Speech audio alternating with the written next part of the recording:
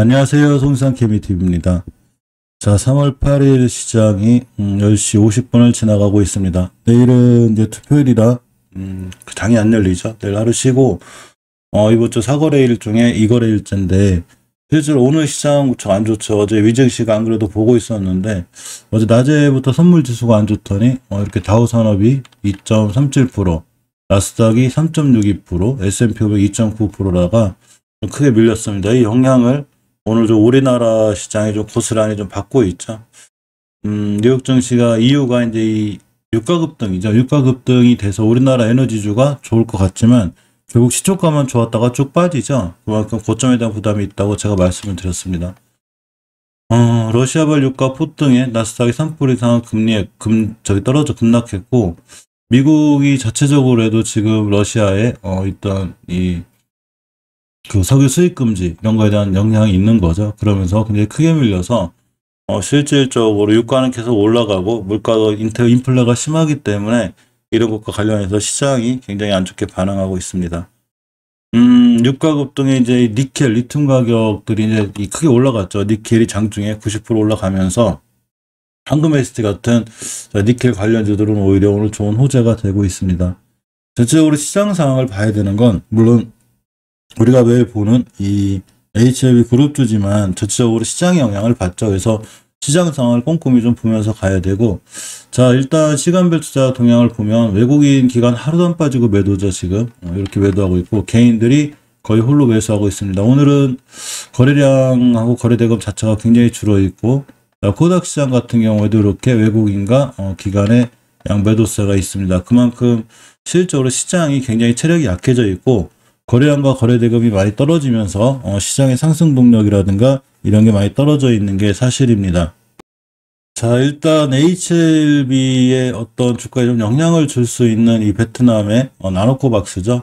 물론 그거에 대한 실망감으로 실질적으로 HLB 그룹주들은 예전에 나노코박스 관련해서 많이 올라갔다가 뭐 지지부진한 승인 관련 나노코박스에 대한 어떤 얘기들이 들리지 않음으로 인해서 많이 밀렸고, 특히 이 시장 속에서 우리나라 제약바이오 업체 자체가 밀렸죠. KLX 헬스케어 지수가 크게 밀리면서 역시 제약바이오의 큰 좀 흐름에 있는 HLB나 HLB 생명과학 같은 종목들도 역시 많이 밀려 있고, 지금 이 저점이 그러니까 추세가 하향으로 되어 있는 이런 상황이 되어 있습니다.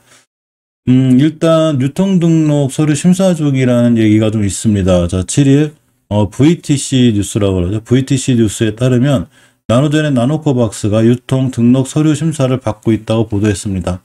현재 보건당국에서 이제 승인 절차에 따라서 나노코박스의 2상과 3상, 자, 임상 시험의 안전성과 면역원성, 이 보호 효과를 평가하기 위한 자료를 계속 수집하고 있다고 합니다.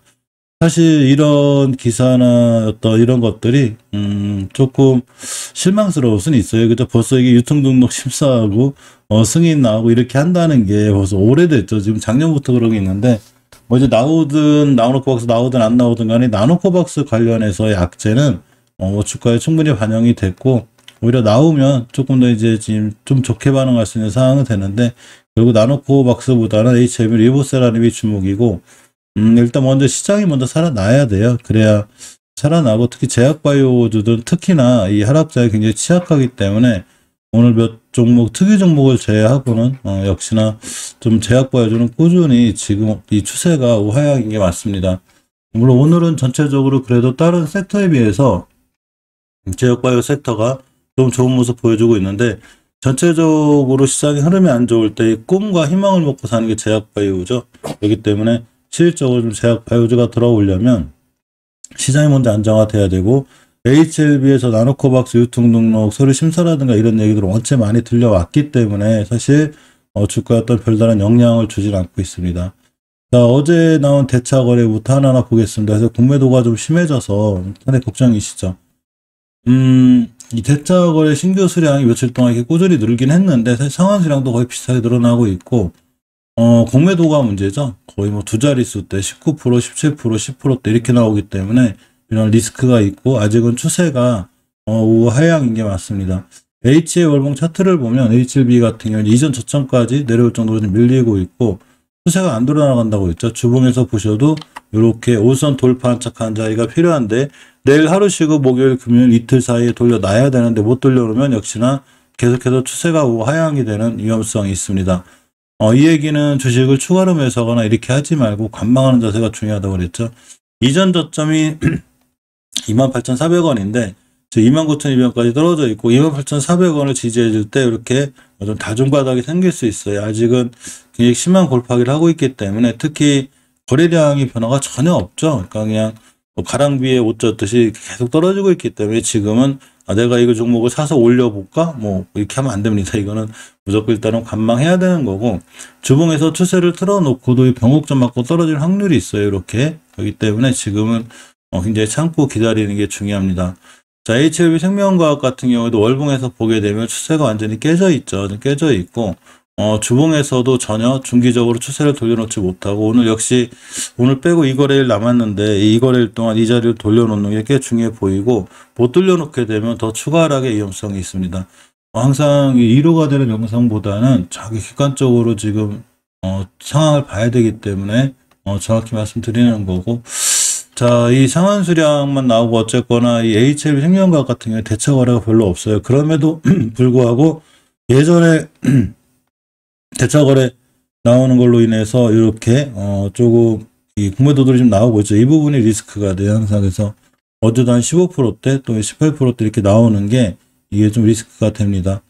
자, 주봉에서 중기 추세 돌려놓을 때까지 역시나 HLB 생명과학도 추가 하락의 위험성이 있으니까 관망하는 게 맞고 호가창이 10,000원대 밑으로 깨지지 않아야 돼요. 저번에 잠깐 깨고 왔는데 깨도 바로 돌려놔야 되고 10,000원대 밑에서 주가가 있기 시작하면 10,000원대 회복해 주기가 어려운 면이 있습니다. 넥스사이언스가 이제 3대 주주기 때문에 실제로 나노젠 관련해서는 이 나노코박스 관련 제일 빠르게 움직이는데 이 넥스사이언스의 주가를 보면 제가 어제도 말씀드렸듯이 20개월 선을 깨지 않는 게 중요하더랬죠. 오늘 꼬리가 딱 이 근처를 찍었습니다. 가격은 14,400원대가 되고 오늘 딱 찍고 근처 찍고 왔는데 일단 중기적으로 추세를 돌려놔야 되고 지금 5선 돌파 못해주고 있죠. 저번 주에 또 깨놨고 일봉에서 보면 이전 저점 13,900원 여기까지도 가면 안 돼요. 오늘 저점이 14,700원 찍었는데 간신히 20개선 찍고 돌아나간 거예요. 그래서 이 밑으로 깨게 되면 그게 위험할 수 있다는 거를 꼭 명심하셔야 됩니다. 자, HLB 제약도 보게 되면 월봉에서 이제 HLB 제약도 어느 정도 이제 바닥에 왔나 생각해요. 이게 보면 18년도 3월 달에 최고점이 굉장히 중요하게 지켜줘야 될 지지선인데 저번 달에 지켜줬고 이번 달에도 좀 지켜주고 있습니다. 주봉에서는 전혀 추세가 돌아나가지 못하고 있죠. 그렇기 때문에 이 추세 전환과 턴이 이루어졌다고 보기는 좀 힘듭니다. 따라서 아직은 관망해야 될 때고 일봉에서도 거래량의 변화가 전혀 없죠. 거래량이 변화가 생겨야 이 상승의 어떤 이 분위기라든가 이런 게 잡히는데 매수세가 들어온다는 얘기죠. 아직은 시간이 걸려 보이고 HLB 테라퓨틱스 같은 경우에 어제 제가 241선 말씀드렸죠. 월봉에서 보게 되면 5개월선을 깨놓은 위험성은 있어요. 근데 주가 전체 바닥 가격이고 자, 주봉에서 5선 살짝 이탈해 놨는데 이번 주 목요일 보면 이 거래일이 남았습니다. 이 와중에 제가 어제 241선을 지켜주는 자리가 중요하다고 그랬는데 오늘 일단 이 시장이 안 좋으면서 출발선 자체가 이렇게 241선 자체였었어요. 그죠? 그래 잘 멈춰졌고 일단 240원 깨지 않는 자리에서 단기나 스윙도 대응하는 게 맞습니다. 그러면 근간에 노터스 흐름이 제일 좋은데 월봉에서는 아직 5개월선 이탈을 하지 않았기 때문에 추세는 유지가 돼 있고 자, 주봉에서는 이렇게 5선 위에 있습니다. 5선을 잘 지켜주고 이번 주에 끝나야 다음 주에 추세를 타서 올라갈 수 있습니다. 일봉에서는 어제 241선과 21선 깨지 않는 게 중요하더랬죠. 이 자리까지 와 있는데 추후에도 이 자리 밀리지 않아야 상승 이렇게 갈 수 있어요. 241선 기준으로 대응하는 게 맞는 것 같습니다.